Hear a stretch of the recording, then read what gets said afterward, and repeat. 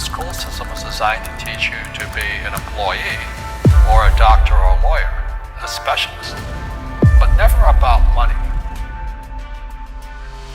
আপনি ঠিক কখন ইঁদুর দৌড়ে যোগ দিয়েছেন এটা হিসাব করা কঠিন, কিন্তু নিশ্চিত থাকুন আপনি এই দৌড়ে আছেন।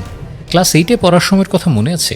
সামনে বৃত্তি পরীক্ষা, পাটিগণিত, বীজগণিতের অঙ্ক, প্যাচ লাগাচ্ছে বিজ্ঞানের জটিল সব সূত্র, ভোরে উঠে প্রাইভেট টিউটরের বাসায় ছোটা, রাত জেগে পড়াশোনা। বয়সের তুলনায় অনেক বেশি কর্মব্যস্ত একটা সময় নিশ্চয়ই কাটিয়েছেন তখন। আমরা সবাই কাটিয়েছি। সেই সময় নিশ্চয়ই অভিভাবক বলেছে, এই তো আর কটা দিন, বৃত্তি পরীক্ষা শেষ হলেই জীবন শান্তি আর শান্তি। জীবনের নানা এপিসোডে আপনি এই কথাগুলো শুনেছেন অনেকবার, অনেকের মুখে। এসএসসি পরীক্ষাটা দাও, কলেজে উঠলেই তো স্বাধীনতা। একবার ভার্সিটিতে উঠতে পারলেই জীবন হবে আনন্দে ভরপুর। একবার জব লাইফে ঢোকো, নিজের টাকায় আয়েশ করার মজাই অন্যরকম। শুনেছেন না এসব? বয়স ঘড়ির 30-এর প্রান্তে দাঁড়িয়ে হিসেবগুলো মেলাতে পারেন কি? কি মনে হয় এই এপিসোডগুলোর কোনোটা পার হবার সময় জীবন খানিকটা হলেও সহজ হয়েছে, সুন্দর হয়েছে? হয়নি, হবেও না। মিথ্যা একটা মরিচিকার আশায় আমরা ছুটেছি ঠিকই, আমাদের ছোটানো হয়েছে, কিন্তু হিসাব মেলেনি। ছুটতে ছুটতে ধরতে পারিনি সুখ কেউই, কারণ ওই যে বললাম, আপনি আছেন ইঁদুর দৌড়ে।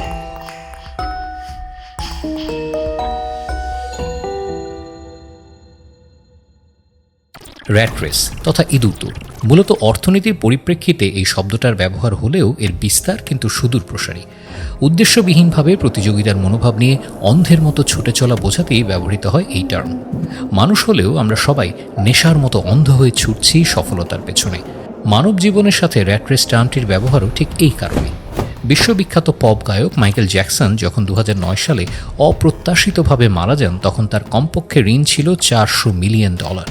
তার বিখ্যাত বাসা নেভারল্যান্ড বিক্রির কথাও চলছিল তখন। বিপুল পরিমাণ খরচের জন্য জ্যাকসনের প্রচুর ঋণ নেয়ার দরকার হতো, যার অধিকাংশই তিনি ফেরত দেননি। জ্যাকসনের অর্থ সমস্যা আরও খারাপ হয়ে যায় যখন তিনি অনেক ব্যয়বহুল মামলায় জড়িয়ে পড়েন এবং তার ঋণের সুদ বেড়ে যায়। সেই মাইকেল জ্যাকসন, যিনি জীবনে দুহাত ভরে কামাই করেছেন, সেই লোকটা কিনা মাথার উপর $400 মিলিয়ন ঋণের বোঝা নিয়ে মারা গেল। অবাক লাগছে না?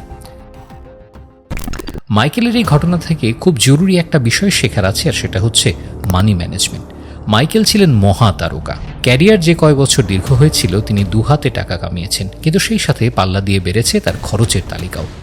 মাইকেল উদয়স্ত পরিশ্রম করে টাকা কামিয়েছেন ঠিকই, সেই টাকা রাখতে পারেননি। পকেটের ছিদ্র দিয়ে সেটা চলে গেছে বাহারি খরচের নোনা জলে ভেসে।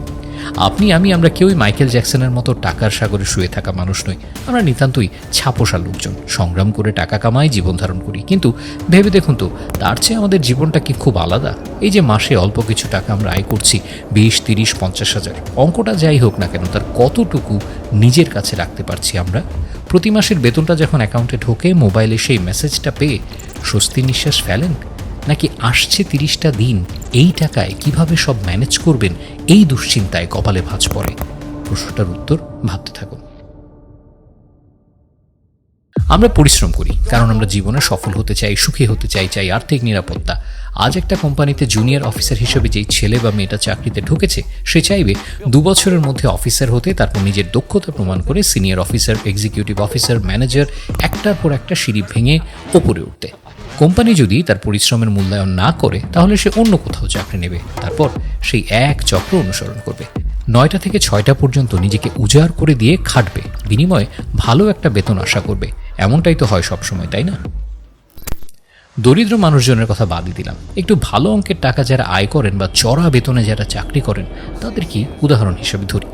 আপনার বেতন 30,000 টাকা হলে সেই অনুযায়ী আপনি নিজের লাইফস্টাইল সাজাবেন। আপনি দৈনন্দিন কাজ থেকে মাসের বাজার, শখের কেনাকাটা সবকিছুই ওই 30,000 টাকা বাজেটের মধ্যেই সেরে ফেলার আপ্রাণ চেষ্টা করবেন। এখন হুট করে আপনার ইনকাম যদি মাসে 50,000 টাকা হয়ে যায়, 30,000 টাকা সেই লিভিং স্ট্যান্ডার্ডে আপনি কিন্তু আর থাকবেন না। আর একটু বড় একটা বাসা নেবেন, বাসে ঝুলে অফিসে যাওয়ার বদলে হয়তো কিস্তিতে একটা বাইক কিনবেন। অর্থাৎ আপনার আয় যেমন বেড়েছে, পাল্লা দিয়ে খরচও কিন্তু সেভাবেই বাড়ছে। সঞ্চয়ের সুযোগটা থাকছেই না, বা টাকাটা যে কোথাও ইনভেস্ট করে সেটাকে বাড়ানোর চেষ্টা করবেন, সেটাও পারবেন না। এখন ধরা যাক 2 বছর পর আপনার বেতন বেড়ে 1 লাখ টাকা হলো। কি ভাবছেন, এবার টাকা পয়সা জমাবেন বা বাড়তি টাকা দিয়ে প্রোডাক্টিভ কিছু করবেন? সে আশার উড়ে বালি। আপনাকে তখন বিয়ে করতে হবে, আপনি দেশের বাইরে যাবেন হানিমুনের, সংসারে আসবেন নতুন মুখ, বাড়বে খরচ। 120 সিসির বাইক তখন আপনার আর পোষাবে না। একটা ব্র্যান্ড নিউ নিদেন পক্ষে একটা রিকন্ডিশন গাড়ির দিকে ঝুঁকবেন আপনি। নিশ্চিত থাকুন, গাড়ি কেনা হলে ফ্ল্যাট বা বাড়ি কেনার কথা মাথায় ঘুরবে। বুড়ো বয়সে একটা ঠাঁই তো লাগবে। বাচ্চা কাচ্চার পড়াশোনার খরচ, ঢাকা শহরে জীবনযাত্রার বাড়তি ব্যয়, আত্মীয় স্বজন, সামাজিকতা, চিকিৎসা সব করতে করতে করতে একদিন দেখবেন টুপ করে মারা গেছেন আপনি। আর মৃত্যুর আগে আবিষ্কার করবেন সারাটা জীবন টাকা কামাই করা আর খরচ করা ছাড়া অন্য কিছুই করেননি আপনি। এমন জীবন কি চেয়েছিল কেউ? 2017 সালে একটা অর্থনৈতিক গবেষণায় দেখা যায় আমেরিকার শতকরা 78% চাকরিজীবী কোনো মতে খেয়ে পড়ে বেঁচে আছে। আমেরিকানরা এটাকে বলে লিভিং ইন বিটুইন পেইচেক টু পেইচেক, অর্থাৎ তারা আয় করছে ঠিকই কিন্তু কোনো সঞ্চয় নেই তাদের। বছরে $10,000 আয় করা শ্রমজীবী মানুষটির যে অবস্থা, কোনো কর্পোরেট প্রতিষ্ঠানে স্যুটটাই পরে গাড়ি হাঁকিয়ে যাওয়া উচ্চ মধ্যবিত্তেরও সেই একই দশা। তারা পরিশ্রম করছে, ওভারটাইমে কাজ করছে, কিন্তু যেই টাকা কামাচ্ছে তার বিপরীতে বাড়ছে খরচ। জীবনযাত্রার বিশাল ব্যয় তো আছেই, আয় বাড়ার সাথে সাথে লিভিং স্ট্যান্ডার্ড মেনটেন করার ঝামেলাও বাড়ছে। আর তাই তারা লোন নিচ্ছে ক্রেডিট কার্ডের মাধ্যমে। প্রতি মাসেই ব্যাংকের কাছে বাড়ছে দেনা, দিতে হচ্ছে চড়া সুদ। পুরো পৃথিবীর মধ্যে ক্রেডিট কার্ডের দেনার দিক থেকে আমেরিকান নাগরিকরা আছেন 1 নম্বরে। বাংলাদেশেও বাড়ছে ক্রেডিট কার্ড হোল্ডার, তারাও ঝাঁপিয়ে পড়ছে দেনার দিকে। কিভাবে বেঁচে আছেন এত দেনা ঘাড়ে নিয়ে? কেন কস্ট মিনিমাইজ করছেন না আপনারা? এবার ভাবুন, আপনি দিনরাত এক করে খাটছেন কেন? একটু স্বচ্ছন্দময় জীবনের আশায়, তাই না? বেশি পরিশ্রম মানেই বেশি আয়, জীবনটা নির্ভর হবে, একটু ফিনান্সিয়াল স্টেবিলিটি আসবে, ছোটোখাটো শখগুলো পূরণ হবে, কিছু সঞ্চয় জমবে। এই জন্যই তো। কোথায় সেই সঞ্চয়? মানসিক সুখ আর শান্তিটাই বা কোথায়? টাকা আসবে আর চলে যাবে, এই জন্যই কি এত কষ্ট করে আমরা টাকা কামাই? এখন বুঝতে পারছেন কেন র্যাট রেস নামের বাহারি বিশেষণে বিশেষায়িত করা হয়েছে একে? অর্থ আয়ের প্রকৃত উদ্দেশ্যটাই ভুলে গেছি আমরা। সবাই শুধু ঘাড় গুজে পরিশ্রম করছি টাকা কামানোর জন্য। সেই টাকা কিভাবে খরচ করতে হবে সেই জ্ঞান আমাদের কেউ দেয়নি। স্কুলে শেখানো হয়নি, কলেজে পড়ানো হয়নি, বিশ্ববিদ্যালয়ের গণ্ডি পেরিয়ে গেলেও আমরা জানি না মানি ম্যানেজমেন্টের কৌশলগুলো। স্কুল কলেজে আমাদের দৌড়তে শিখিয়েছে, অদৃশ্য একটা রেসে নামিয়ে দিয়েছে, কিন্তু কোথায় কিভাবে থামতে হবে সেই শিক্ষাটা কেউ দেয়নি। আর তাই আমরা সামিল হয়েছি র্যাট রেসের গোলক ধাঁধায়। নিজেকে 3টা প্রশ্ন করুন, তাহলেই আপনি বুঝে যাবেন এই ইঁদুর দৌড়ের মিছিলে আপনিও আছেন কি না। এই যে আয় এবং খরচ, এই চক্রটার শেষটা কি আপনি দেখতে পাচ্ছেন? এই অসুস্থ প্রতিযোগিতাটা কি আপনার ক্যারিয়ারের সঙ্গে মিশে গেছে? অন্যদের কি আছে কি নেই, কে কত টাকা বেতন পাচ্ছে, কত কে অর্জন করছে, সেসব নিয়ে নিজের সাথে তুলনা করে অবসাদে ভোগাটা কি আপনার অস্থি মজ্জায় মিশে গেছে? যদি আপনি এই চক্রটা শিগগির শেষ হবার কোনো সম্ভাবনা দেখতে না পান, যদি আপনার ক্যারিয়ারে টাকা কামানোটাই মুখ্য বিষয় হয়ে থাকে, এত কাজ করেও যদি আপনার মধ্যে কাজের প্রতি ভালোবাসা আর অন্তরে খুশি না থাকে, যদি অন্যের প্রাপ্তি আপনার বুকে খানিকটা হলেও হীনমন্যতা আর ঈর্ষার জন্ম দেয়, তাহলে বন্ধু আপনি পড়ে গেছেন র্যাট রেসের অসুস্থ এই গোলক ধাঁধায়। এখান থেকে বেরোতে হবে আপনাকে, নইলে সুখ নামের মরীচিকার দেখা পাবেন না কোনো দিন এই জীবনে। এই র্যাট রেস বা ইঁদুর দৌড় থেকে কি তাহলে মুক্তির কোনো উপায় নেই? অবশ্যই আছে, উপায়টা খুব সহজ। কিন্তু সমস্যাটা কোথায় জানেন? আমরা বুঝতেই পারি না এই অসুস্থ প্রতিযোগিতায় নিজেদের অজান্তে কখন নেমে পড়েছি আমরা। বুঝতে পারলেও হয়তো পাত্তাই দিতে চাই না, কারণ সমাজ আমাদের শিখিয়ে দিয়েছে জীবনে টাকা পয়সাটাই সব। হ্যাঁ, টাকা পয়সার গুরুত্ব আছে, কাগজের নোটগুলো ছাড়া জীবন অচল, কিন্তু তাই বলে সেগুলোর পেছনে জীবন বরবাদ করে দেওয়ার তো কোনো মানে নেই। প্রথম কথা হচ্ছে, সিস্টেমের বাইরে গিয়ে আপনি আপনার লাইফস্টাইল বদলাতে পারবেন না। আপনাকে সিস্টেমের ভেতরেই থাকতে হবে এবং এর ত্রুটি বিচ্যুতিগুলো মেনে নিয়েই থাকতে হবে। বাজারের প্রতিটা জিনিসের দাম বাড়তি, চাল থেকে তেল, সাবান থেকে লবণ, প্রতিটা পণ্যের দাম বেড়ে গেছে, প্রতিনিয়ত বেড়ে যাচ্ছে। এর মধ্যেই আপনাকে বেঁচে থাকতে হবে, করতে হবে কস্ট কাটিং, অর্থাৎ কমাতে হবে জীবন ধারণের খরচ, বিলাসিতা পরিহার করতে হবে, নজর দিতে হবে অত্যাবশ্যকীয় পণ্যগুলোর দিকে। কি কি না হলেই আপনার চলছে না। বাসায় টিভি দরকার, 4K টিভি কিনে বাড়তি খরচ করার সামর্থ্য আপনার থাকতেই পারে, কিন্তু সেই বাড়তি খরচটা আবার আপনাকে 2 মাস ভোগাবে কিনা সেটা আগে নিশ্চিত হয়নি। আরেকটা ব্যাপার যেটা র্যাট রেসের কবল থেকে মানুষকে রক্ষা করতে পারে, সেটা হচ্ছে নিয়মতান্ত্রিক জীবনযাপন। সেই নিয়মের ভেতরে সব কিছু থাকবে, চলাফেরা থেকে কেনাকাটা, সব কিছু। আপনি সুপার শপে গেছেন, ব্যাগ ভর্তি কেনাকাটা না করে দরকারি জিনিসগুলোই কিনুন। তার আগে সেগুলোর একটা লিস্ট বানান, এমন লিস্ট গোটা মাসের থাকুক, সপ্তাহ বা দিন হিসেবে ভাগ করে নিন সব কিছু। বাসা ভাড়া বাবদ আপনার কত খরচ হচ্ছে, খাবারের পেছনে কত যাচ্ছে, যাতায়াতে কত টাকা খসে যাচ্ছে, গ্যাস, বিদ্যুৎ বিল, বাচ্চার স্কুল, জামা কাপড়, বাবা মায়ের ঔষধ, প্রতিটা খরচের হিসেব নির্দিষ্ট থাকুক। আয়ের সঙ্গে ব্যয়ের থাকুক একটা সংযোগ। অল্প কিছু টাকা হলেও আলাদা করে রাখুন সঞ্চয় হিসেবে। কাল যদি আপনার চাকরি চলে যায়, কোনো একটা দুর্ঘটনা ঘটে, বিপদ আপদ আসতে পারে মাথার উপর, তখন তার রাস্তায় গিয়ে দাঁড়ানোর জায়গা পাবেন না। করোনা আসার আগে ঢাকা শহরের সরকারি এবং বেসরকারি চাকরিজীবীদের উপর একটা গবেষণা চালানো হয়েছিল। সেই রিপোর্টে উঠে এসেছিল শতকরা 84% চাকরিজীবী নিজেদের চাকরি নিয়ে ভীষণ অসুখী। কেউ অল্প বেতনের কারণে বিরক্ত, কেউ বোনাস না পেয়ে অসুখী, আর কেউ বা বসের দুর্ব্যবহারে চাকরি ছাড়তে চায়। কিন্তু আরেকটা চাকরি জোটাতে পারবেন কিনা সেই গ্যারান্টি নেই, তাই জোর করেই ঘাড় গুজে চাকরিটা করে চলেছেন তারা।